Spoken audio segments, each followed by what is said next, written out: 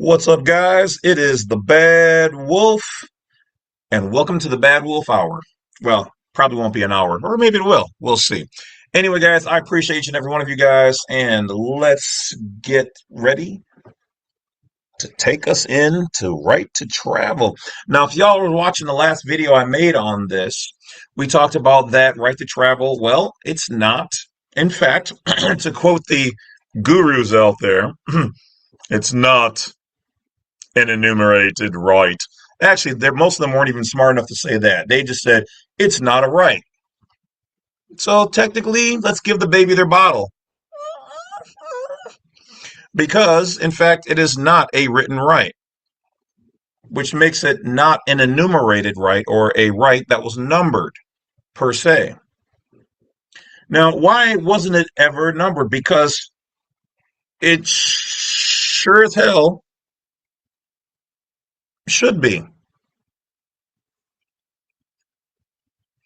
But because it falls under, I don't know, something that some of these Martian mud monkeys out here seem to forget, a common law, a common right, common sense. If I buy a vehicle,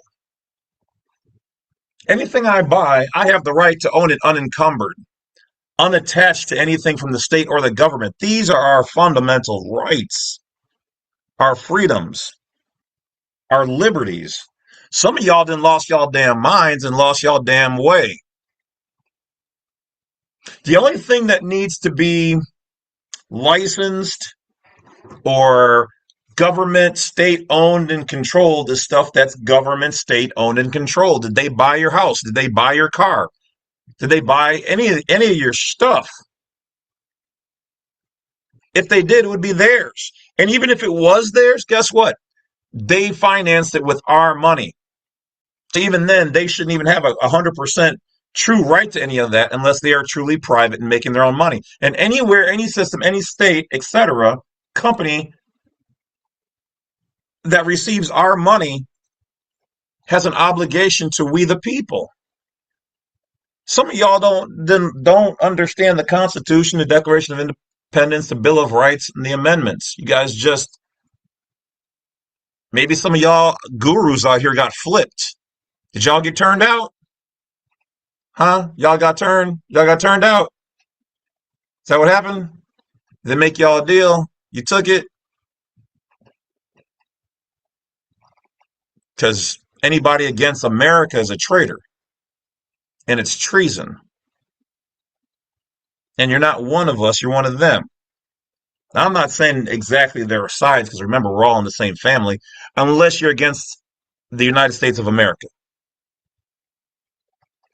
So it is true that there is no written law right to do right to travel. However, some of these people have not looked up court cases on the federal or Supreme Court level, which then makes it law, the real law, that people have won their right to travel cases. I never had to take mine that far. I already won mine on the state level countless times now. Some lower courts in some states want to ignore people's right, and they have that right to a certain degree. But where most people have failed is that they then didn't take it to the federal or Supreme Court to be adjudicated properly, where you actually get your rights and freedoms and liberties. And the people got railroaded in the lower courts because the lower courts are nisi prius. They're contract courts for corporations and legal persons and legal things. So they want to try to adjudicate you that maybe you are one of their members doing something you weren't supposed to do. You were never supposed to be there in the first place, but they drag you in there and then they kangaroo court you and then you give up. Or some of these people do. And then you've got asshats out here who want to be like, oh, you don't have a right to travel. You have a fundamental right to travel, though it may not be enumerated. You have the right to own your house, your kids, your car, your own ass, damn near everything you want to do without the government's say so or consent. As long as you're not doing anything criminal, commercial, which is then public, or taking away somebody else's rights. You have the right to do that. God bless America. That is our country. Now, I'm not mad at some of these people. They can not like me. Bitch, you ain't gotta like me. I don't care. I don't care that you don't like me. It's not even about me. I'm just some dude.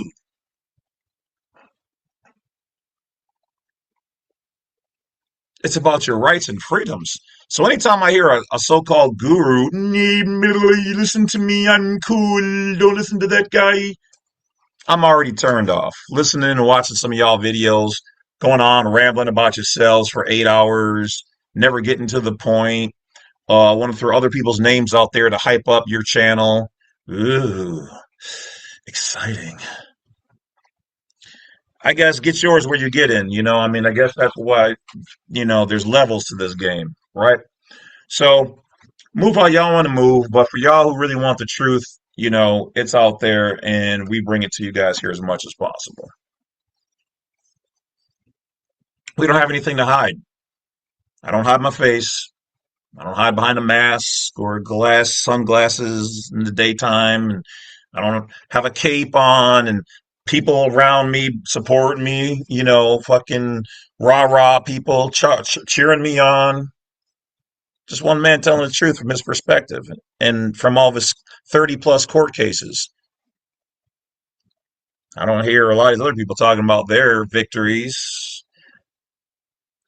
People reading one or two federal court rulings where maybe somebody did not argue their case properly. So you can still lose in federal court on a right to travel if you're not arguing the right points or other points where right to travel has been proven. You can still lose. And you're definitely going to lose unless you're really good on the state level. You still have to argue your point. I've seen people lose their court cases on the straw man argument because they don't know what they're doing. It's not that they didn't have some of the right information, they couldn't prove their point. You don't get a free pass just because somebody else out there won their case. You have to then use their case and prove your point.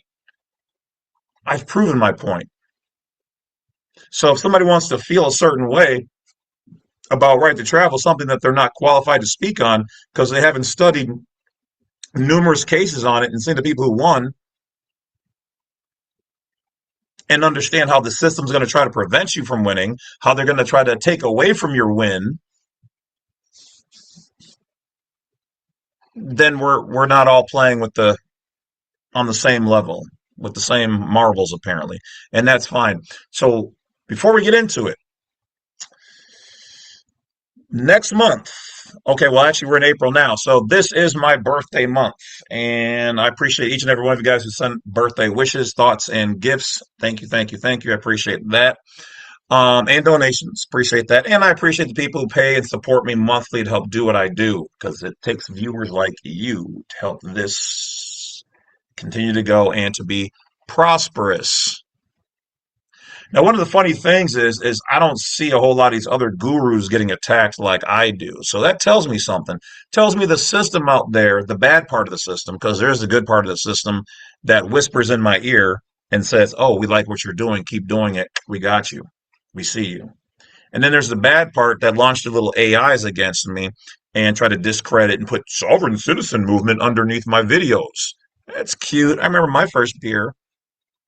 I don't see this happening with a whole lot of these other gurus. So that tells me either these gurus are with the system or they're system financed, supported, or the system goes, you're not even worth bothering. So we're not the same. Now, next month in May, but starting right now, you guys can get tickets to my live presentation.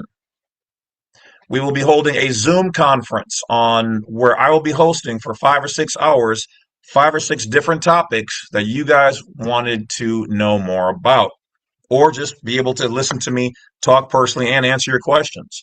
If you get a ticket, you're in. Not, well, maybe or maybe not, the videos will hit the public side. But if you want to be in that live Zoom conference, open worldwide, okay, Go to blacksite32.com, click on the Zoom conference page. It's a brand new page on there. Once you get there, you'll see my schedule. Once you see the schedule, click on Zoom conference Badwolf. And that's on the 10th. It'll be 5 o'clock on the Sunday.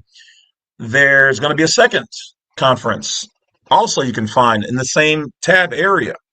And that one's going to say Zoom conference guests, multi-speakers, where we're going to have up to 5 or 6 different speakers on different private subjects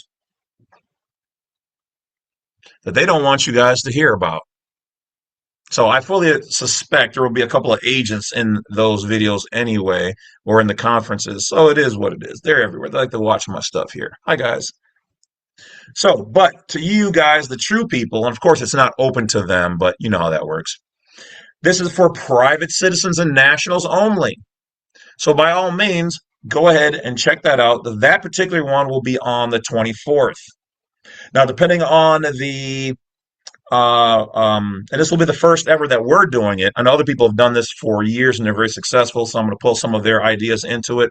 But we're doing it here, grassroots. If you guys want in on that, go get those tickets right now. We kept the prices very reasonable. So it's like 5 or 6 consultations all in one that you guys are getting. And it will be me live, no AI. I'm not going to have anybody filling in for me or anything like that. So join us over there if you guys want. Once again, that's on May 10th and 24th. And depending on the turnout, we will either have them way more periodically or less frequently, but we will still be doing them. So either it'll be every month if it's really good. If not, we'll slowly build it up and do it every 3 or 4 months or every 6 months. That's up to you guys. Now, let's get into the show.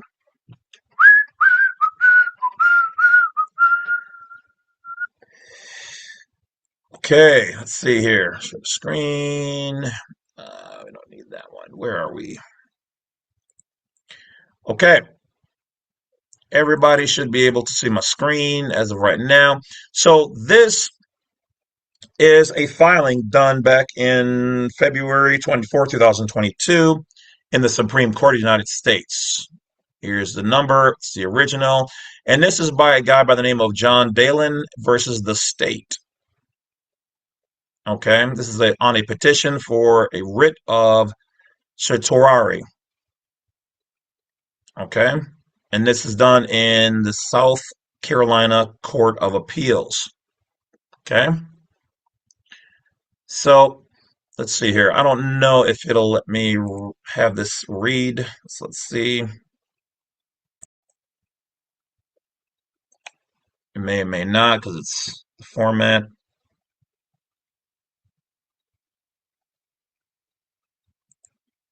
A. Questions presented for review. 1. Was petitioner John Dalen denied his constitutionally protected common law right to travel where the state has converted the right to travel into a privilege? 2. Was the petitioner John Dalen denied due process of law by the state wherein the state ignored the common law principles of a crime and prosecuted the petitioner under statutory rules that circumvent the United States Constitution and the common law?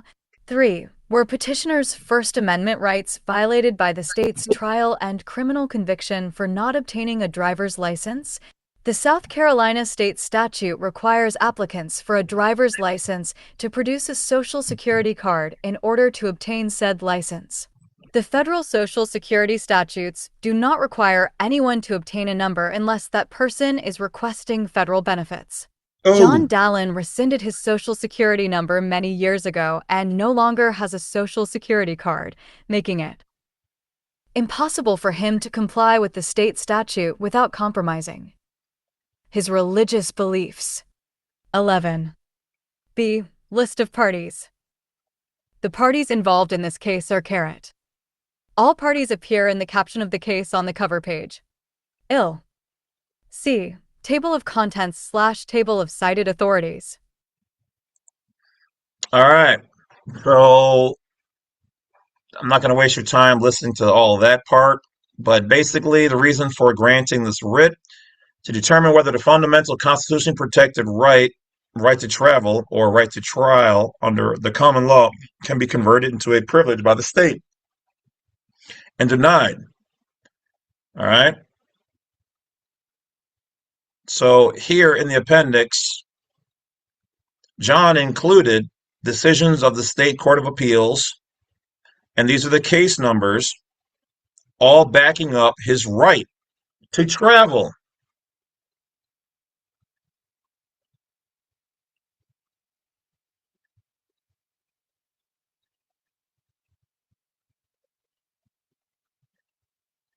Motions of pleading, motion to dismiss for lack of jurisdiction, motion to reconsider, motion of findings of facts, conclusions of law, final brief, petitioning, all of that.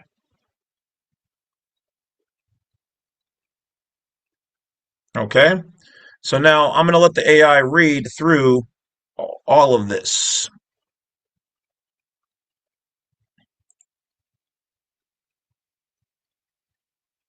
So he's using cases here that have already been won in the Supreme or federal courts on what he was doing, his right to travel. Now, some of this, okay, is the fact that, in fact, there is a enumerated right to go between states. But other people in theirs who have won have argued, I also have the right to have my property free and clear, use my property privately. I'm traveling.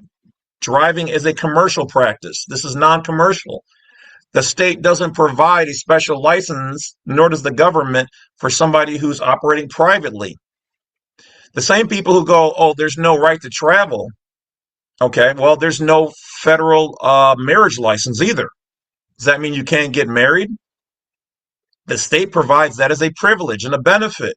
So if the state charges a fee for it, and the federal government says anywhere where they charge a fee, you can do these things without the fee, that means that with the government not providing a federal license to drive or to get married, you can do it yourself. This is common law. Statutory law doesn't touch these things because they only can touch their own products. You here in America, unlike many other places, have that in the private wilderness, so to speak. Private law, common law, constitutional law supports that you have the ability to do that if you're not hurting anybody. This is what some of these Martian mud monkeys don't seem to understand.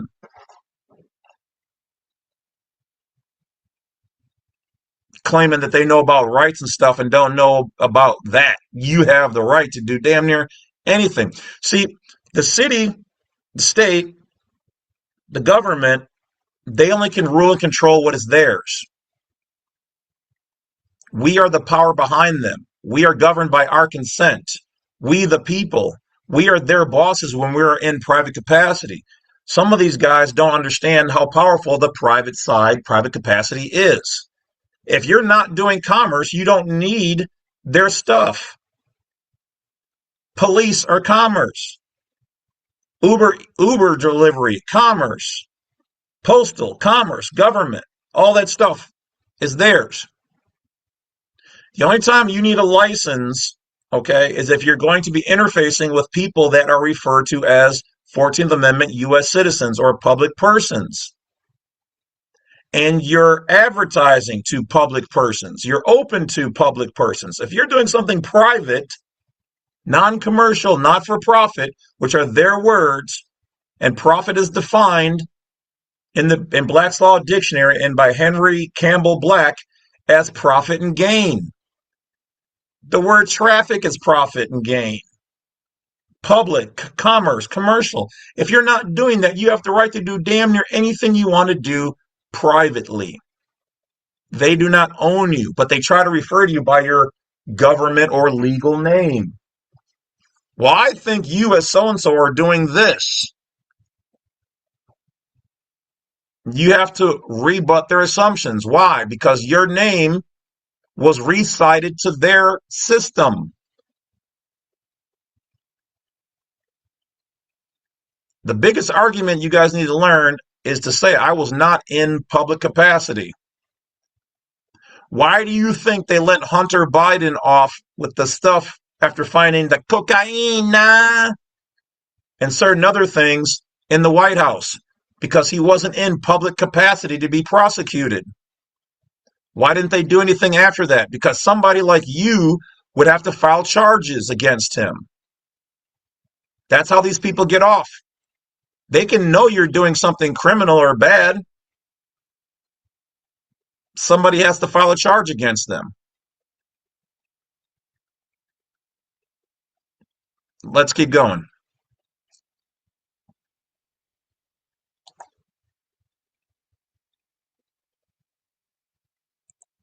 V2. Table of cited authorities.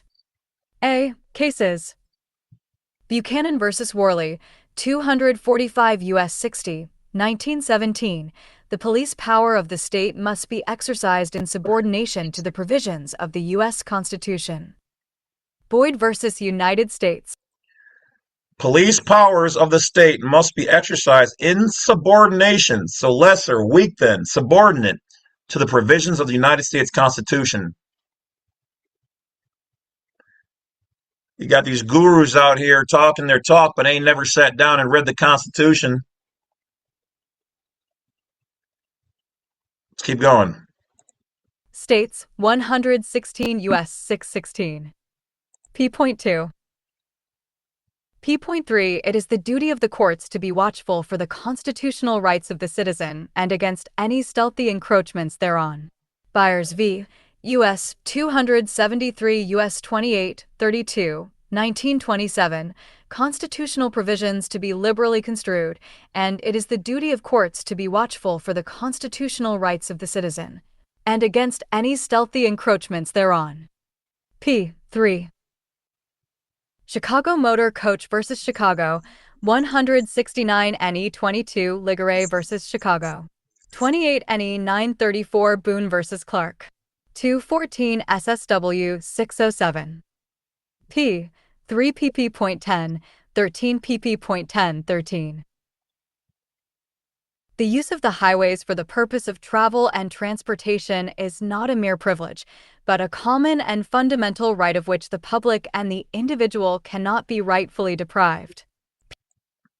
Okay, so they're saying here that the highway for the purpose of travel, which is private, and transportation, which is public, is not a mere privilege, but a common fundamental right under which the public, okay, which is for transportation, and the individual, which is the private living person, human being, cannot be rightfully deprived.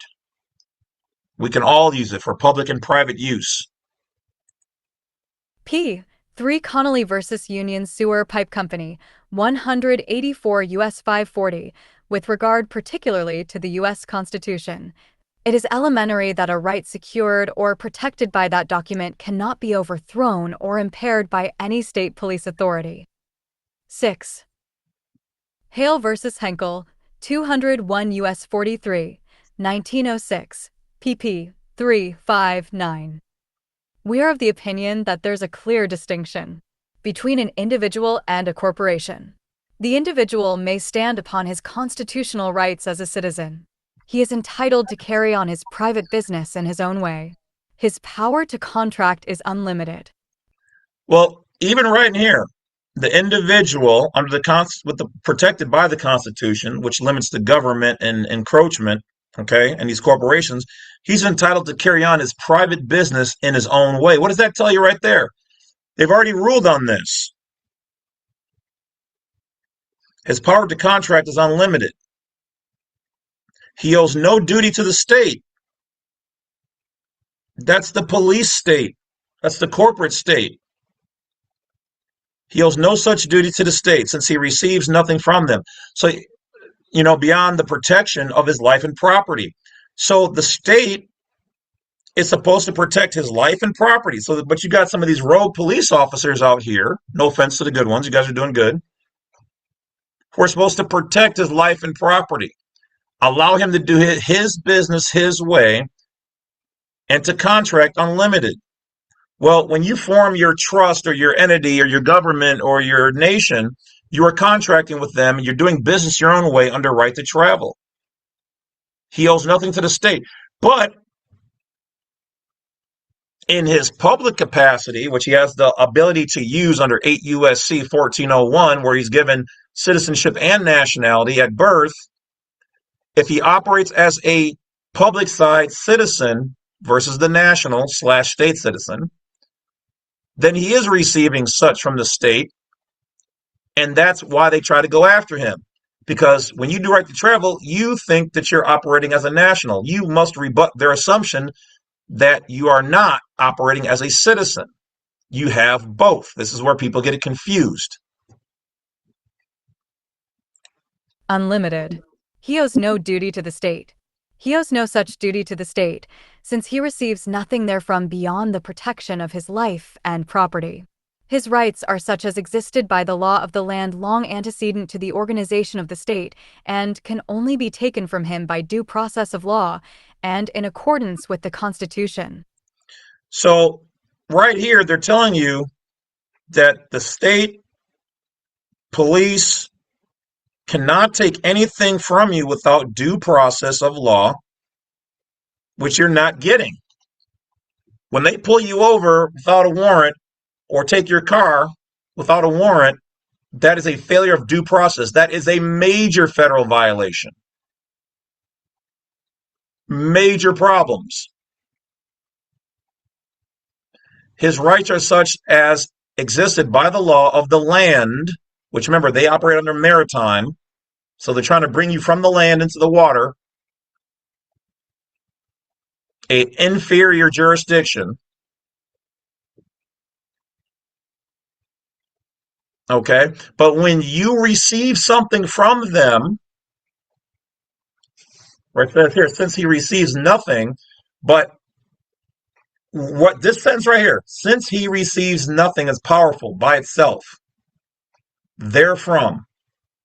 What they're saying here in this one sentence is that if you receive something, you are pulled into their jurisdiction. If I give you free T-shirts and I don't know, noun laters, whatever it is, consistently, you must be a member of theirs and therefore their property. This is why I tell you guys to minimize your police contacts, minimize things from the public side. This is also why if you have a bank account receiving interest, that is receiving something from them.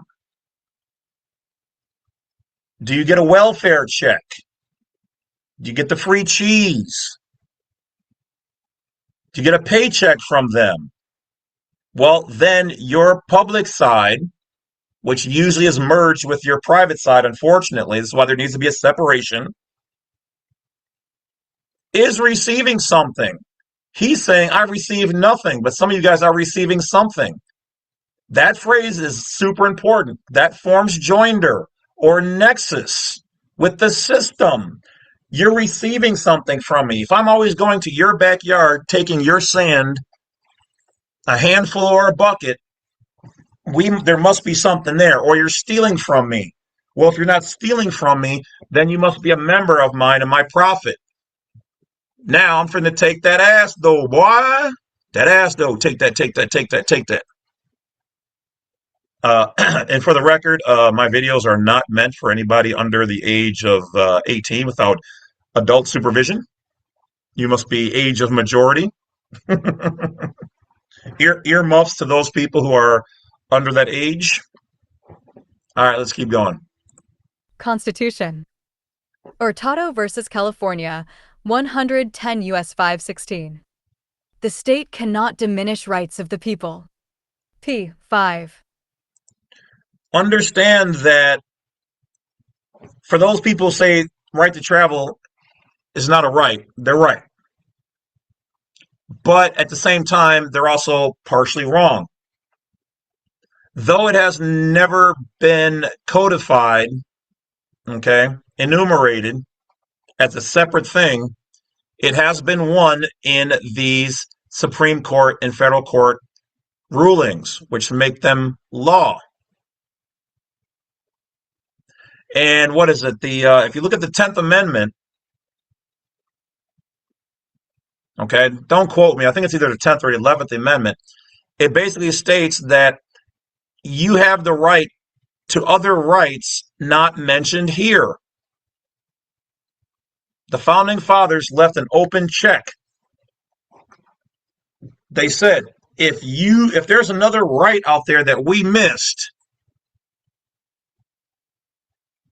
you can use the 10th Amendment to stand on that as a right. So we do have right to travel.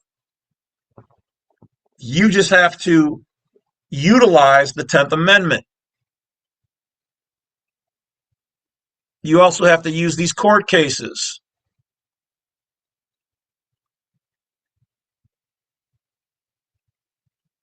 And you're generally not going to get it on the state level unless you're slick with it, like your boy, the Badwolf. I've won my cases, and we've won hundreds of other cases in the millions of dollars. You're not going to see it on TV because they don't want everybody to know.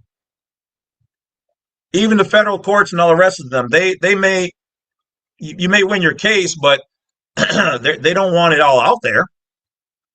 And I understand why, because a lot of people would abuse it, and that's what sucks. But it already sucks because the system's abusing us. I do not condone abusing the system at all, but we got to find a happy balance. And mark my words, and the future generations who watch this video, you're not even going to have to worry about right to travel. You're not even going to have to worry about police officers bothering you on the road because everything will be AI controlled with city owned, state owned, government owned and controlled automatic vehicles. Mark my words. Watch. Watch what happens. Due process of law is process of law according to the law of the land, i.e. the U.S. Constitution as exercised within the limits prescribed and interpreted according to the principles of common law. Marbury v. Madison, 5 U.S. 137 p. 5. Constitution is the supreme law of the land. Any law in conflict is null and void. pp. 3, 5. Did you hear that? It didn't say some. It said any law in conflict with the Constitution is void because it is the supreme law of the land.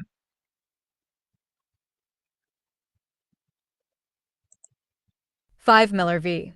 U.S. 230 F.2 D 486, 489. The claim and exercise of a constitutional right cannot be converted into a crime.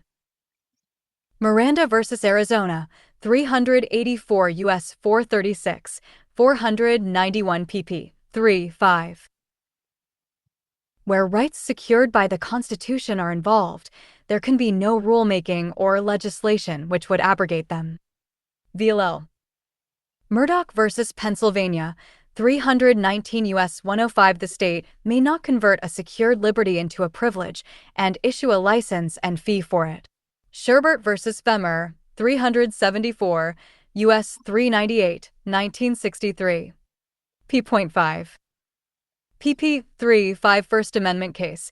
U.S. Supreme Court overturned South Carolina Supreme Court. The court created the Sherbert test to determine whether government acts infringe upon religious freedoms. Of note, compelling interest and narrowly tailored are key requirements for strict scrutiny, to be applied where a law may be infringing on individual freedoms. Shuttlesworth v. Birmingham, Alabama, 373 U.S. 262 p. 5. If the state does convert your right into a privilege and issue a license and charge a fee for it, you can ignore the license and fee and engage in the right with impunity. Simmons v. United States, 390 U.S. 389 p. 5. We find it intolerable that one constitutional right should have to be surrendered in order to assert another. Sherar v. Cullen, 481 F.2 D 945 p. 5. There can be no sanction or penalty imposed upon one because of this exercise of constitutional rights. p. 3. Stevenson v. Binford, 287 U.S. 251. Explains distinction between right to use public roads and privilege. VLL. Thompson v. Smith, 154 SE 579 p. 5. The right of the citizen to travel is not a mere privilege, but a common right which he is under the right to life, liberty, and the pursuit of happiness. United States v. Caroline Products Company, 304 U.S. 144, 1938, footnote 4, strict scrutiny standard p. 5. U.S. v. Bishop, 412 U.S. 346 regarding criminal elements required to be proven. Willfulness is one of the major elements defined as an evil motive or intent to avoid a known duty, under the law. P. 5. B. Statutes. South Carolina Code of Laws, Title 56, Chapter 1 Motor Vehicles. C. Sector 56, Inch 1 by 20. C. Other authorities. 2 a.m. Jur. First, Constitutional Law, Sector 329, page 1135. P.4. P.3. The right of a citizen to travel upon the public highways and to transport his property thereon, by horse-drawn carriage, wagon, or automobile, is not a mere privilege which may be permitted or prohibited at will, but a common right which he is under his right to life, liberty, and the pursuit of happiness. Under the Okay, so here's where some people would say, well, this just means from going from one state to another state on public highways. And that is, in fact, true. However, this implies no commercial activity. So you have to recognize what is commercial and what is not commercial. Okay? Or as Homeboy always says, you don't know how to do commerce. Okay.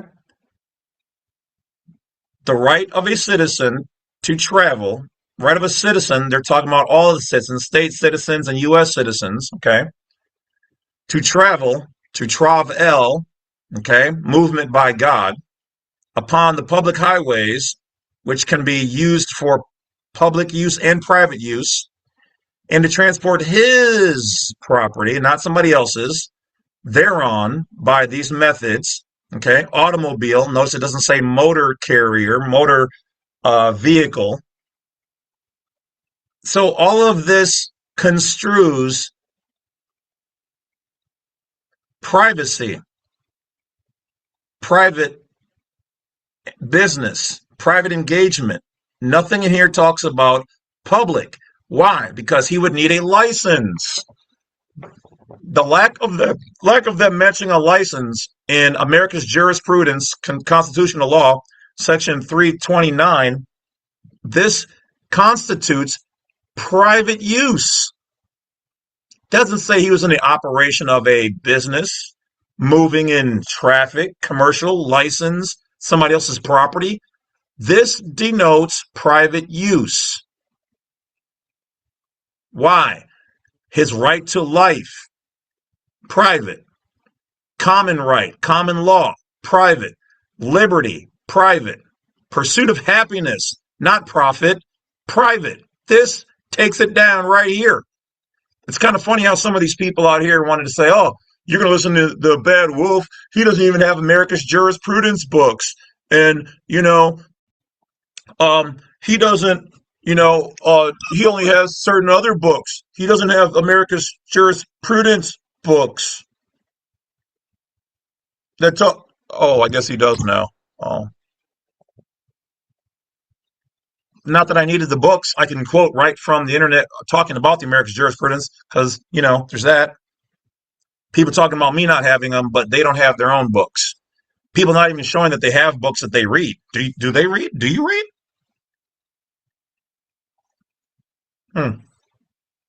Just saying. Let's get back to it. Carry on.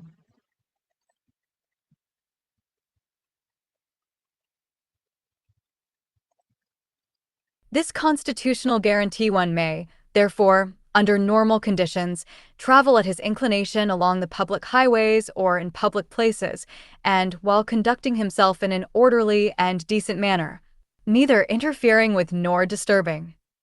9. Another's rights he will be protected not only in his person, but in his safe conduct. 16 a.m. Jur. 2D, Sector 70P. 3. No public policy of a state can be allowed to override the positive guarantees of the U.S. Constitution. 16 a.m. Jur. 2D, Sector 177 Late 2D, Sector 256P. 5. The general. If you're not, what they're saying here is if you are minding your own business, not hurting anybody, you're driving, or excuse me, operating your, excuse me, shouldn't even, you are traveling carefully, minding your own business. Police officers, the state have a right to leave you alone, but to protect you.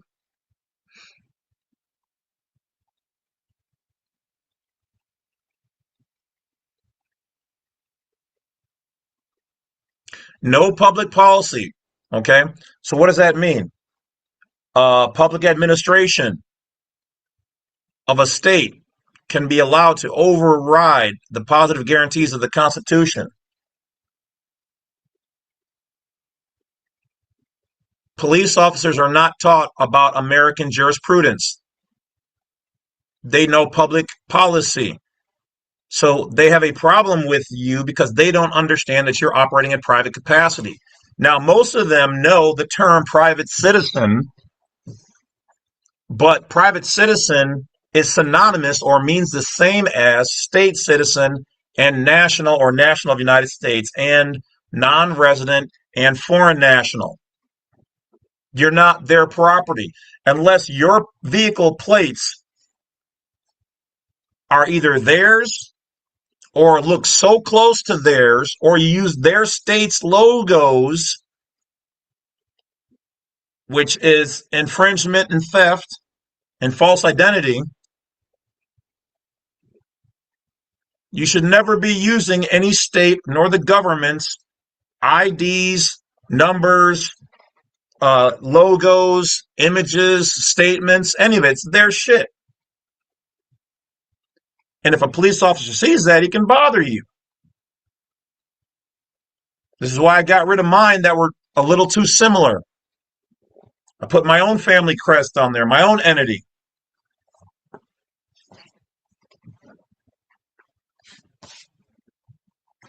Now they would be interfering with interstate trade, private activity. My life, liberty, and pursuit of happiness, protected by the Constitution.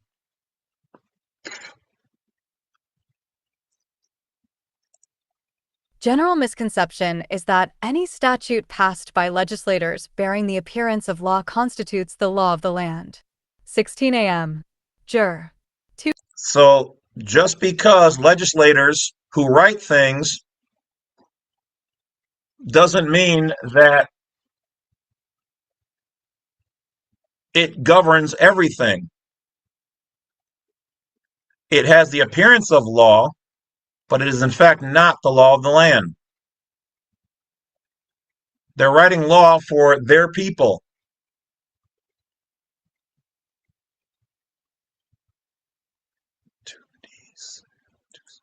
2D, Sector 260 right to travel 25 a.m. Jur. L8T, Highways, Sector 260. P3. P5 requirement that regulations not violate constitutional guarantees 25 a.m. Jur.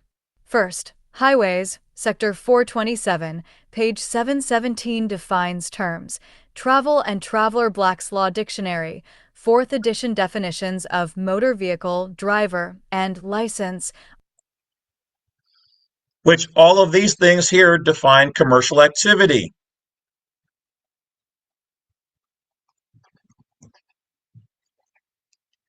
There's two sides, people.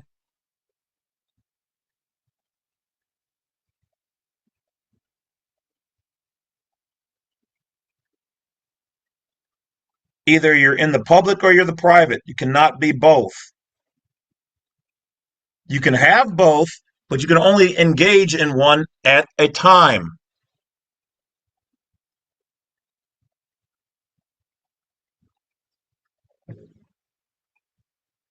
So for a police officer, he's in public capacity. He cannot do any of this private shit.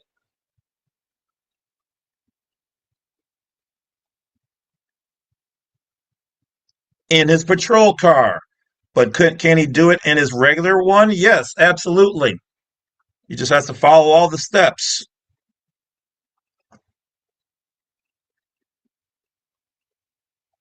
I've already talking to police officers, and to those who watch my program, I appreciate you guys. I keep your information confidential and private. I'm a man of my word. I'm a real man. Keep my word and my vows. And I don't break them or my balls for anybody. License. Oxford English Dictionary defines term of art as a word or phrase that has a precise, specialized meaning within a particular field or profession. P.5. P5. P5. X. West's Encyclopedia of American Law, ed. 2 defines term of art as a word or phrase that has special meaning in a particular context. D. United States Hold Constitution. on. So this in itself is a huge thing because these courts are a term of art. What they're saying here is that words and phrases have special meaning in a particular context. So your all caps name on the state level is a term of art. It looks like the real thing, but it's a variant. I put a little swazzle wazzle in your drink, in your tea, in your bread. It's a little different. You're not getting that which you thought was pure. It's got a little mix in it. Little something something.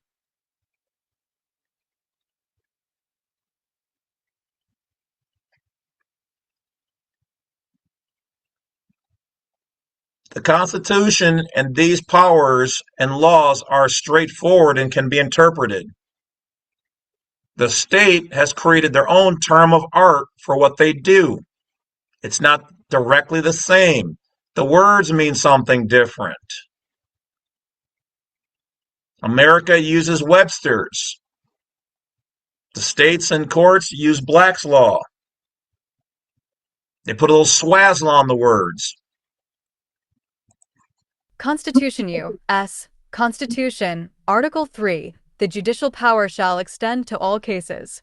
U.S. Constitution, Article 6. Constitution is the supreme law of the land and judges are bound thereby. U.S. Constitution, First Amendment freedom of religion. U.S. Constitution, Fourth Amendment unreasonable search and seizure. U.S. Constitution, Fifth Amendment due process of law. U.S. Constitution, 14th Amendment applying First Amendment protections to the states. P5. P.2. P2. P.5. PP235. P.5. PP25. 1. The petitioner, John Dalen, requests that the court issue its writ of certiorari review of the judgment of the South Carolina Court of Appeals entered in this case on December 2, 2020.1. The opinion denying rehearing was entered on January 21, 2021. The petition for writ of certiorari to the South Carolina Supreme Court was denied on December 10, 2021. D. Citation to opinion below. John D. Dalen, Appellant v. The State, Appellate Case Number 20. So, once again,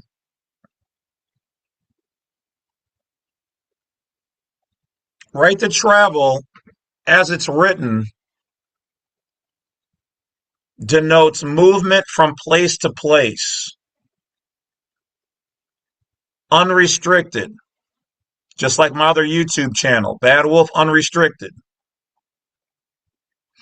If you have unrestricted travel, which is what right to travel says by legal definition, freedom of locomotion from place to place, state to state, unimpeded,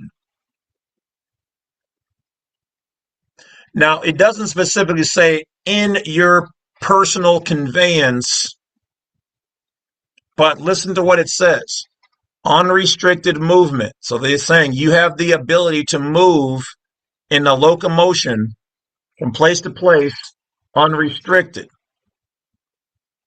One could say that's a double entendre, or one could say that, and double entendre mean it has two different meanings.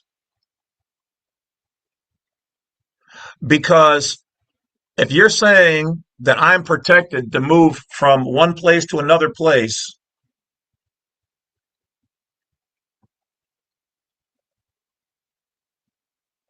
then that is not an administration. Police officers in the states administer or restrict locomotion.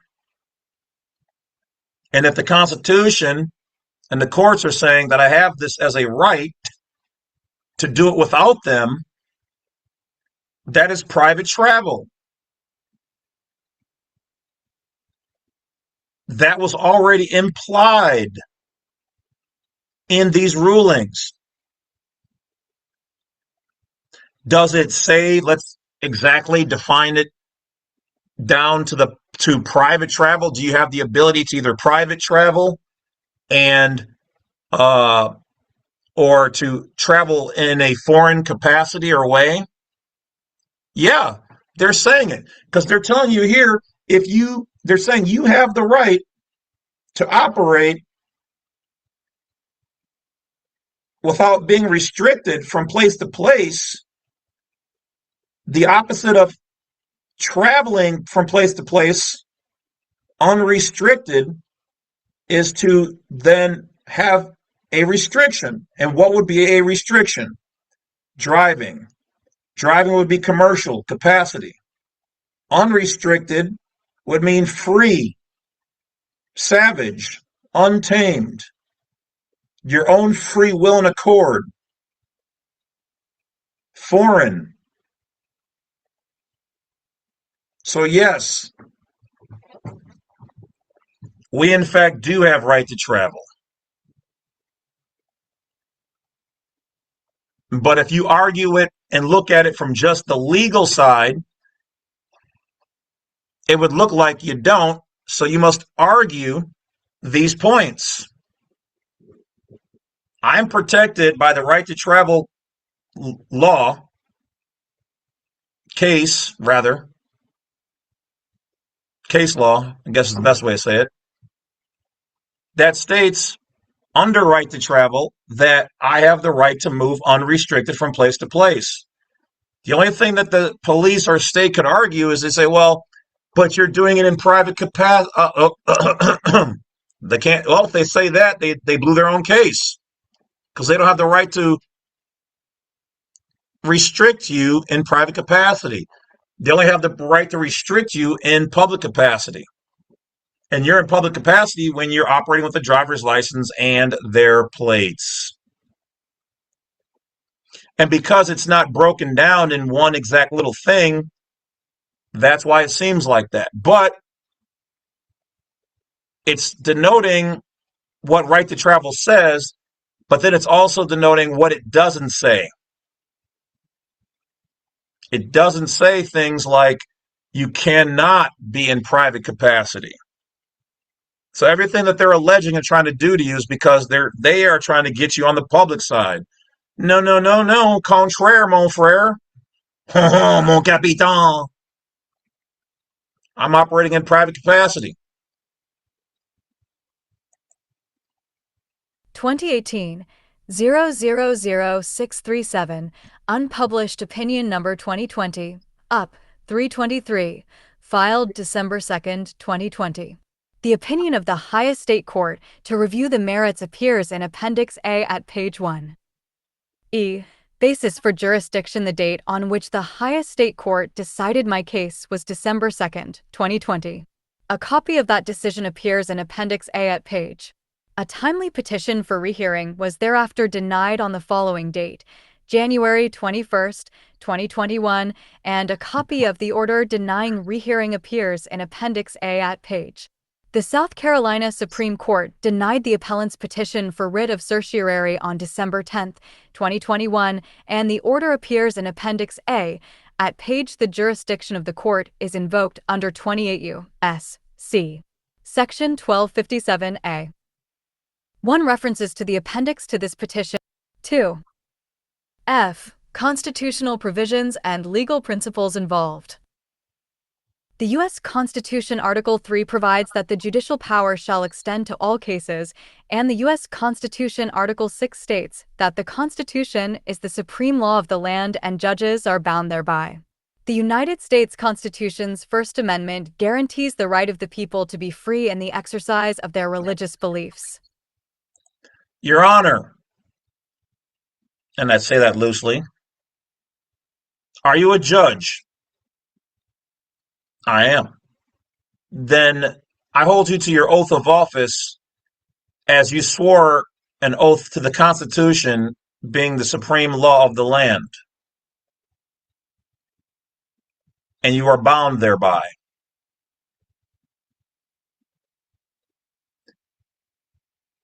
And the rights of the people in exercising freedom of religious beliefs. Using my vehicle with my church under a 508 is my freedom.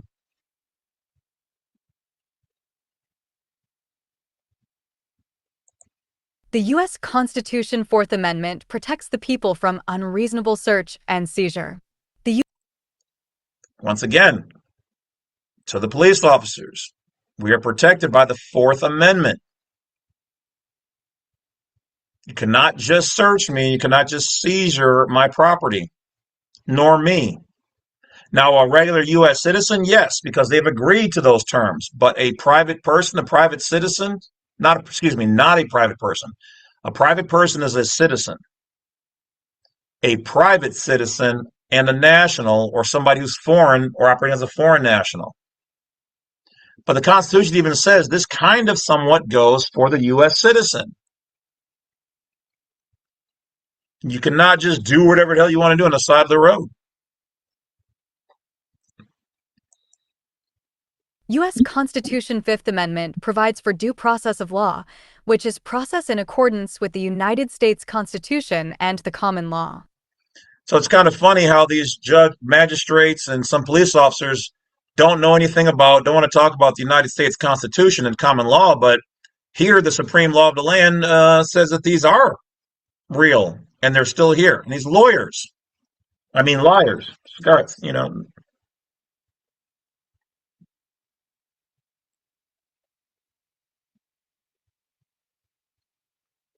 These things are still real. They're just not invoked because you, the people, don't know to invoke them.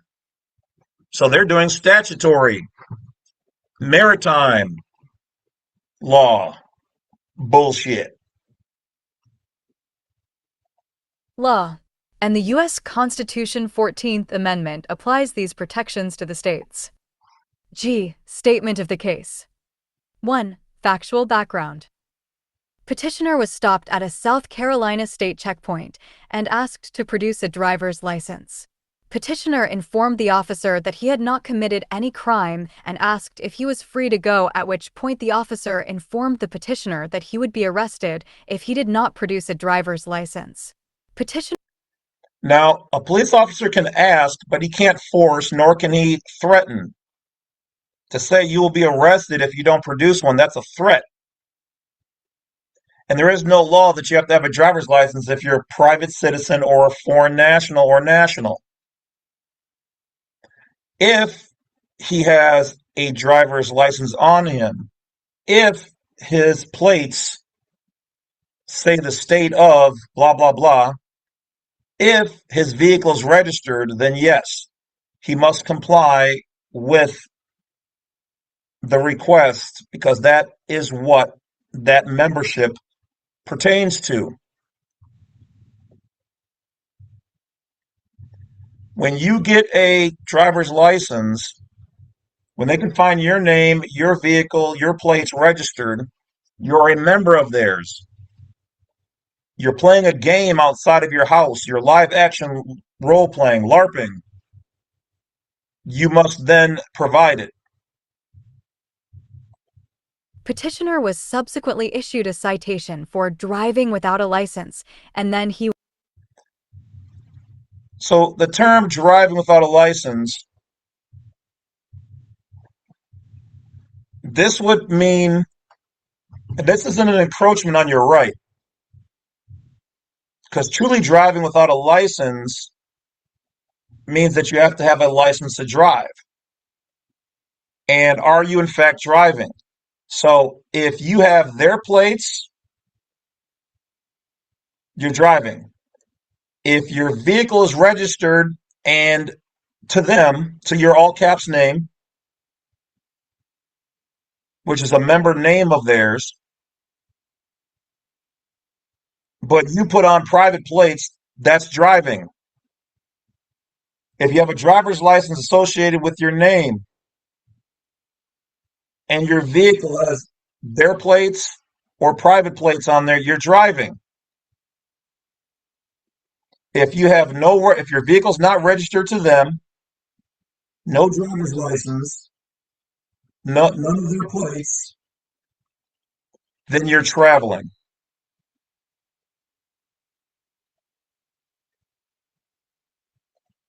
was released. C. Buchanan versus Worley. 3. Connolly versus Union Sewer Pipe Company, 184 U.S. 540, Miller v. U.S. 230 F.2d 486, 489, Miranda versus Arizona, 384 U.S. 436, 491, 16 a.m. Jur. 2d, Sector 70, U.S. Constitution 4th Amendment. At the trial court, the petitioner repeatedly asserted his rights, saying he was not a driver and that the officer in question had falsely arrested him and the officer had threatened to seize petitioner's property. Now, what should he have said here? Not a driver is good, but he should have said, I was traveling privately. I'm not in commercial capacity. The officer falsely arrested him. That's a false arrest. Threatened to seize his car.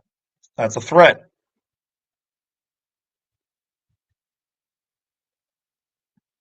Petitioner challenged the trial court's jurisdiction at the court.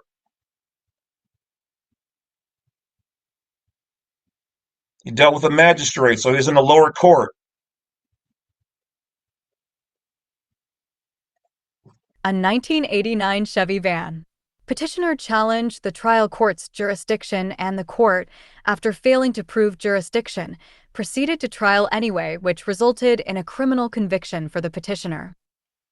Okay, so he pissed off the magistrate. Magistrate's not a real judge. So he's in the lower court, trying to take it to trial, and proceeded to go ahead with it anyway. Then what happened? So not only did he piss off the judge or the magistrate, but they spun the people at the trial, because the average person doesn't know what he's trying to do or what he's doing. So this was not a trial of his peers. He could have argued that too. Petitioner. Also at trial, petitioner informed the magistrate that the driver's license law required an applicant to produce a social security card as part of required identification in order to obtain a driver's license.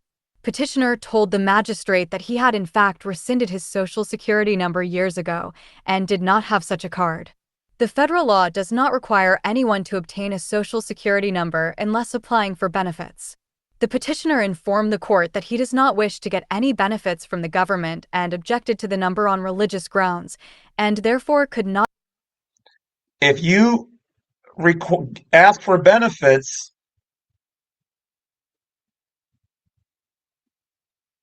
okay, bene meaning good, it also means son, fits, benefits. So you're asking them for membership privileges. When you apply for them, you must be a one of them.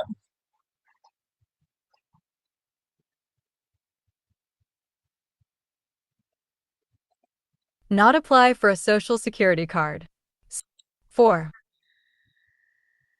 On appeal, petitioner reasserted his rights and informed the court that the U.S. Supreme Court had repeatedly ruled that the state cannot convert a right into a privilege, issue a license, and charge a fee for the exercise thereof. Facts. And that's what driving is. That's what marriage is. Now, see, if you're doing something commercial, okay, you're dealing with dangerous chemicals, big vehicles, those are not normal, natural things. You're only entitled to things that are natural to be left alone. Using the land is natural, but not moving, 50 tons of liquid mercury or something crazy like that in a big rig. Flying is not a natural thing. You must be licensed. Using the land in your vehicle, which nowadays is common practice, it's common use. So at one point in time, the automobile, okay, which automobile means private vehicle, motor vehicle means commercial and registered vehicle. The automobile was considered not to be natural, but they didn't charge a license for it or a fee. Then people said, "Well, wait a minute, you're moving the states rather." The states said, "Well, wait a minute, you're moving this vehicle, this automobile. You're using an automobile to move your products and chemicals, and we think that, and you're hauling people around, anybody around. That's not a private thing." They said that's a public thing. We control public things. So they started writing legislative laws.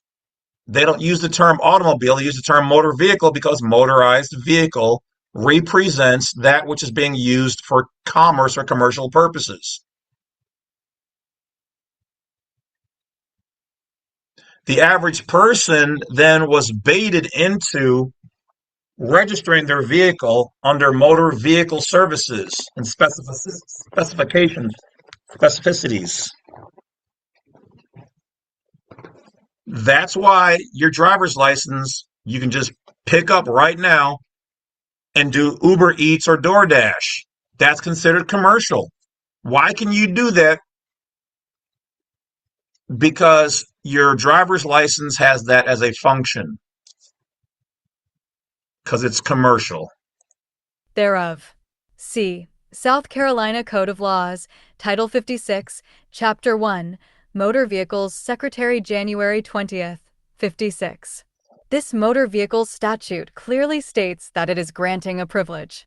Petitioner believes that this statute, as well as any other licensing statute, can only apply to fictional or corporate entities if it is to be constitutional, and, therefore, as it was applied to the petitioner who is a living, breathing being, and who had no contracts with the state that would show otherwise, this statute is blatantly unconstitutional. The appellate court dismissed all of the petitioner's arguments and affirmed the trial court's conviction. Petitioner was thus denied due process of law. Common law requires that a criminal conviction must have an injured party and or involve damage to persons or property. The state, as a fictional creation, cannot be the victim. There was Boom. no victim in this case, and there was no property damage. Boom. Therefore, there cannot be a crime under common law.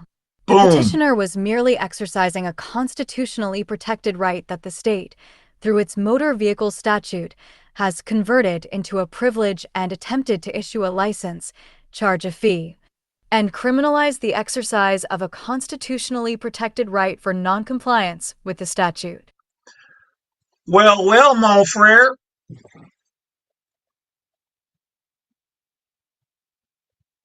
So where are all these, Martian mud monkeys that said you don't have a right to travel?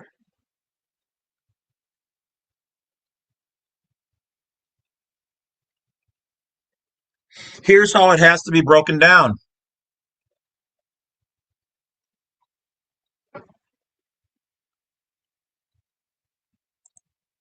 statute. Petitioner believes this statute is blatantly unconstitutional, and he is relying on previous U.S. Supreme Court decisions.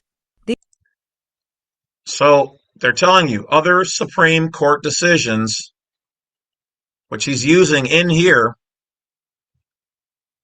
are saying that they converted a right into a privilege,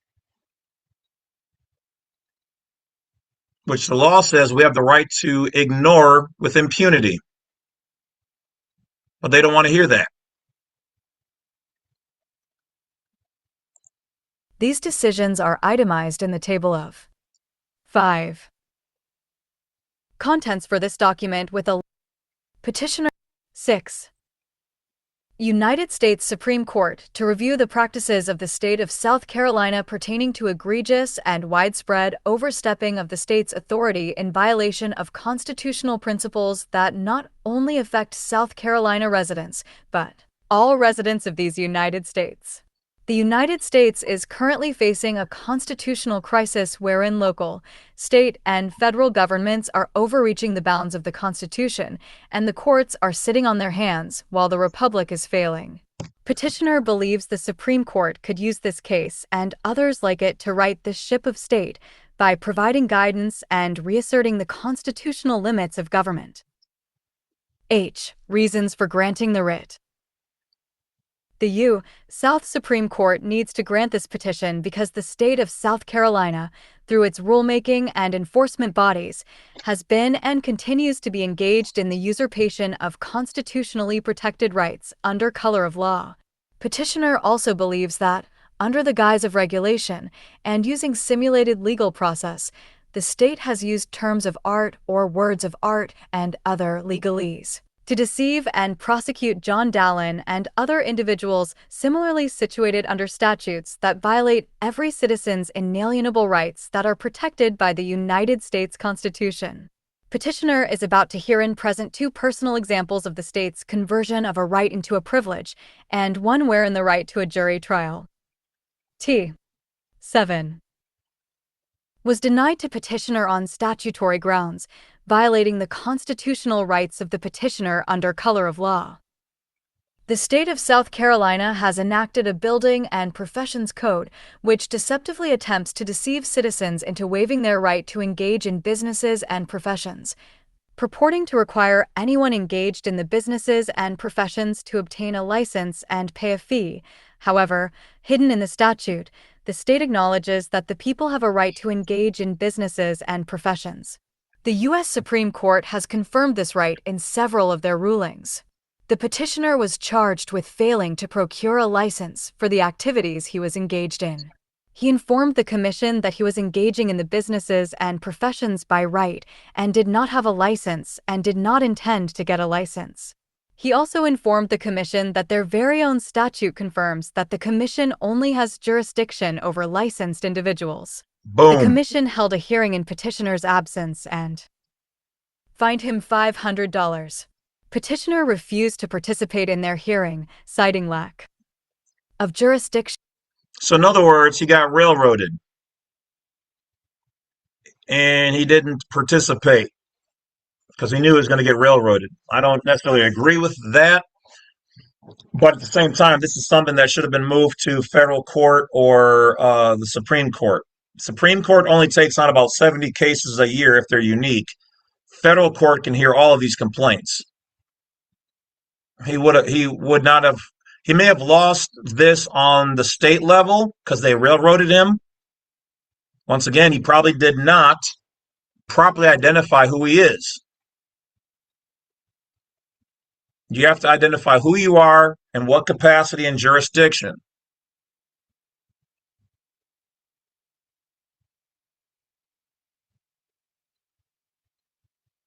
If you don't hit all the elements to remove a shadow of a doubt, then you're quasi. If you're quasi, then it's in their jurisdiction. So then they're going to just ignore you. Jurisdiction and informed the commission that he would ignore their fines. It's kind of like when your kid is like 17 years old. They're quasi an adult, but until you're 18, I can tell you what to do. You. So that's what they're doing.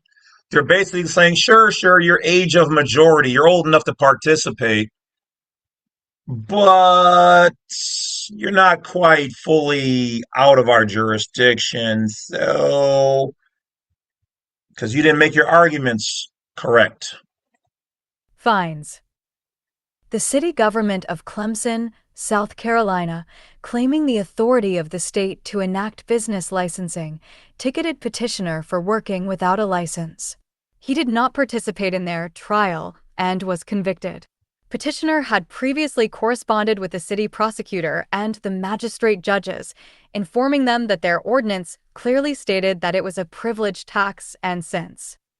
Asterisk. 8. He was exercising a constitutionally protected right. He was not subject to the ordinance. The municipal court ignored the constitutional challenges and held a trial over petitioner's objections. So, once again, this is lower level, and this is because they're saying, well, we can't really hear constitutional challenges, which they're supposed to hear that, and if framed correctly, they cannot move on until they prove jurisdiction, and he can challenge it at any point in time. But instead of giving up the ship, they said, nah, we're not afraid of you. We're going to do whatever we want. So they're using the law to wage war against him. It's a lawfare. And this is where we need the federal government. I authorize them to engage in such activities. I authorize the federal government to engage in any of my court cases under constitutional challenges and rights. You have to engage them, authorize them.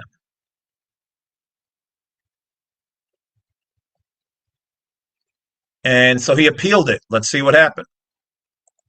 Objections.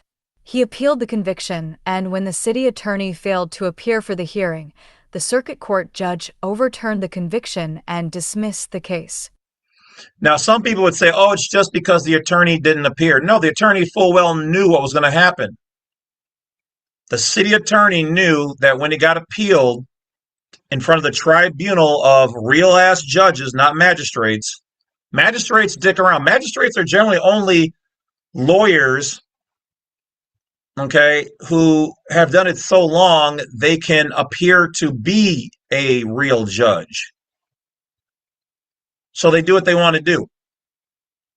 Now, can a judge do that? Yeah, but once it gets appealed, it has to go in front of real judges, and now they're held to the standard of law.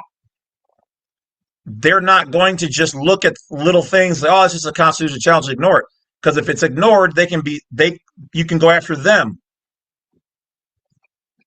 So the city attorney was like, "Yeah, I don't want no part of that smoke."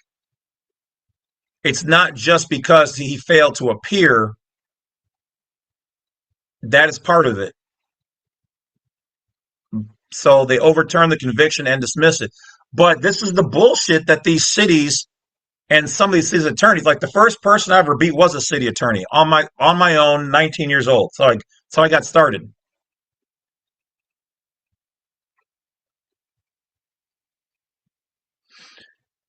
If what the guy did was so wrong, he should be convicted. It wouldn't have been dismissed. They just would have locked him up, and that would have been it. So when this actual judge, instead of a magistrate mentioned earlier, overturned it, it's because the judge was like, yeah, no, this is all wrong. And him not showing up makes it even worse.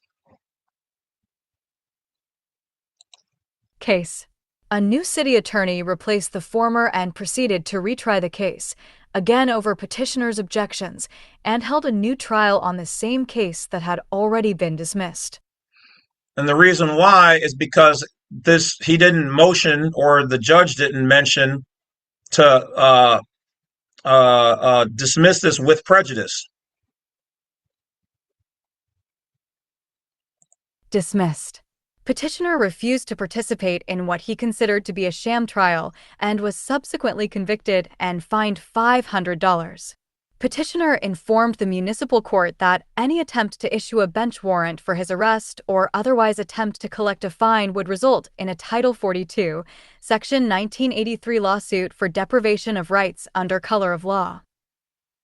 Petitioner also attempted to enlist the aid of our state's Attorney General, Alan Wilson, but was informed that it was not the job of an Attorney General to protect a citizen's rights. It was his job to protect the state, and that he only issued opinions that were requested by state agents or agencies. Okay, this is true to a degree, but in protecting the state, okay, the people within that state are his job to protect. But this is how they sidestep shit. Now, he still could have subpoenaed him there, and he must be there to be able to ask him questions. So he could have done it that way. So here, the guy only attempted to request the aid. Don't request it. Summon them. Get a subpoena. Agencies. Petitioner also had a case involving the foreclosure of his home wherein his right to a trial by jury was denied on statutory grounds. Well, then that means it's a non-judicial foreclosure. Petitioner believes this was unconstitutional and took the case to the South Carolina Appeals Court and to the state Supreme Court, where petitioner's arguments were denied. He (*9) then appealed this to the United States Supreme Court, where certiorari was denied. All of the above constitute egregious injuries to the petitioner and violations of protections under the Constitution and the common law, which he is supposed to enjoy as a free American. All of the petitioner's cited cases clearly show violations of the Constitution and the common law according to the many Supreme Court decisions relied upon as listed in the table of cases in this document. There is no gray area here. This is basic law. Petitioner is exercising inalienable constitutionally protected rights. Petitioner is not a creature of the state. Petitioner does not exercise privileges, but rights. The statutes under which petitioner has been prosecuted are applicable to corporations or other fictional entities that do in fact engage in privileges. See Hale v. Henkel, 201 U.S. 43. So this shows you that even though he did the right thing, he may not have filed it correctly, but the merit of what he's talking about is still there. But this goes to show where you can still have a breakdown even on the Supreme Court, which should not happen.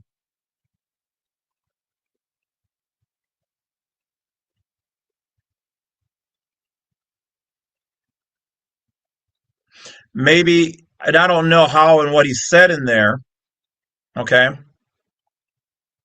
But some judges were like, well, this doesn't qualify for us to get involved. That's what it looks like. So I wouldn't have probably done it to the Supreme Court. This should have been done on the federal court level, if you ask me. That's probably why he failed. Supreme Court only listens to 70 unique court cases, and what he's talking about, they're basically saying these are not unique. These do not challenge the existing law.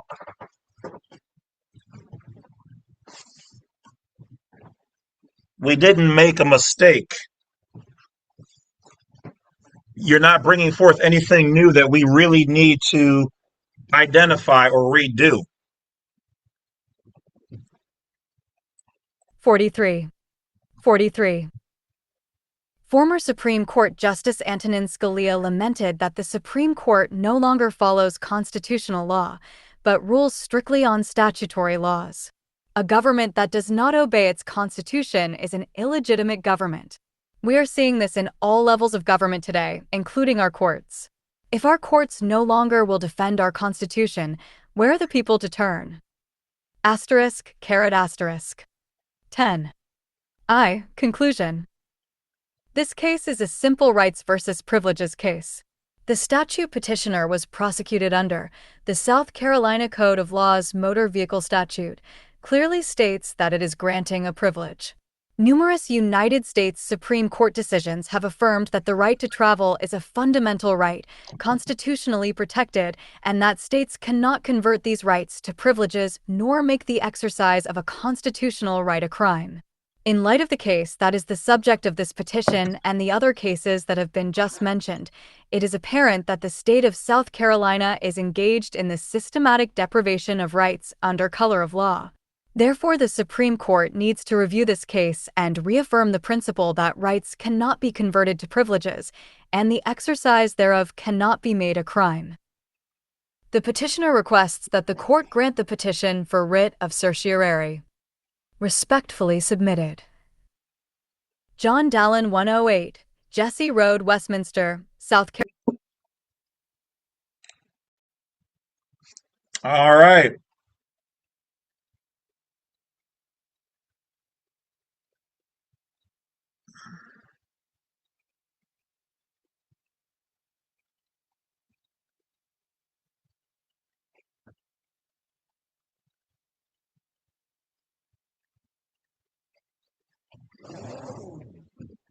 There you have it.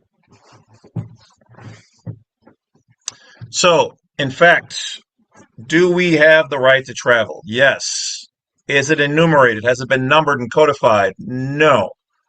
Do they talk about right to travel? Yes, meaning generally it's going from state to state, free and unrestricted, which thereby it directly implies, expressly implies, if it's unrestricted, it's unregulated.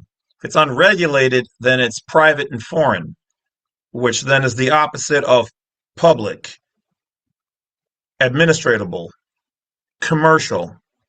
So, right to travel is in fact a real thing, but you must do all of the steps correctly, which I would highly recommend. First of all, it is optional. It is not mandatory to be private. You must also follow the steps. So I would watch my course in my playlist titled Right to Travel. Watch all the videos. You need to know all the steps. Have all the paperwork ready in case you are or when you are challenged. It's not about fighting or arguing on the side of the road. You present your information. You let them scan your VIN number. They'll see it's registered to a private entity. You'll be left alone as long as you have not committed any offense. And if you are bothered, that police is putting himself in jeopardy because he's breaking constitutional rights and values, liberties, and freedoms. But I urge you to operate or perform carefully, cautiously, safely, survive through the matter. Unless they're in such a position as to try to unalive you, everything else can be paid for. We all know what the law says. If a rogue officer is attempting to do something outside of his scope of power, which is called ultra vires, what you're capable then and only then of doing. Other than that, survive the moment so that you can sue that person or the municipality and force change. Because that's the only way that they're going to start to educate some of these people on things that they should know about their own rights and the rights of we American in private capacity in the United States of America. God bless America.